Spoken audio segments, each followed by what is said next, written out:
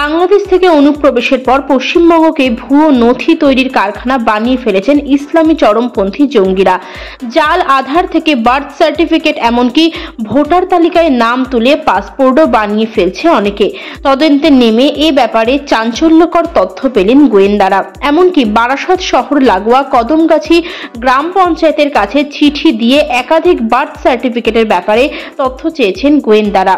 কি করে বারাসত শহর এবং লাগোয়া এলাকা জাল বার্থ সার্টিফিকেট তৈরির আখড়া হয়ে উঠল তা ভাবাচ্ছে গোয়েন্দাদের। তদন্তকারীরা জানাচ্ছে, যত ভুয়ো বার্থ সার্টিফিকেটের উদ্ধার হয়েছে তার প্রায় সবটাই কদমগাছি গ্রাম পঞ্চায়েতের। গঙ্গাধরপুর গ্রাম পঞ্চায়েত, বারাসত পৌরসভা ও বসিরহাট পৌরসভা থেকে জারি হয়েছে।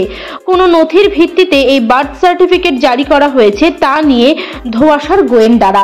ইতিমধ্যে কদমগাছি গ্রাম পঞ্চায়েতকে চিঠি দিয়ে কোন কোন নথির ভিত্তিতে সেখান থেকে ভুয়ো বার্থ সার্টিফিকেটগুলি জারি করা হয়েছে তা জানতে চেয়েছেন গোয়েন্দারা।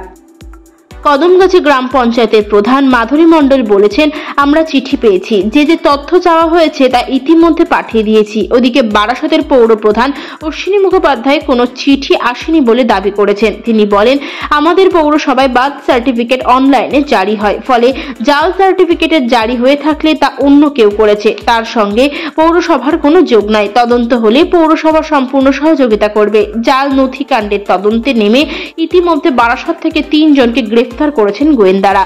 বলে রাখি, গত লোকসভা নির্বাচনের আগে হাবড়া 2 নম্বর ব্লকের গুমায় এক সভায় বাংলাদেশে অনুপ্রবেশকারী ভারতীয় পরিচয় পত্র দেওয়ার প্রতিশ্রুতি দিয়েছিলেন এক স্থানীয় তৃণমূল নেত্রী। এই হাবড়া 2 নম্বর ব্লক লাগোয়া বারাসত 1 নম্বর ব্লক, যে ব্লকে অবস্থিত কদমগাছি গ্রাম পঞ্চায়েত।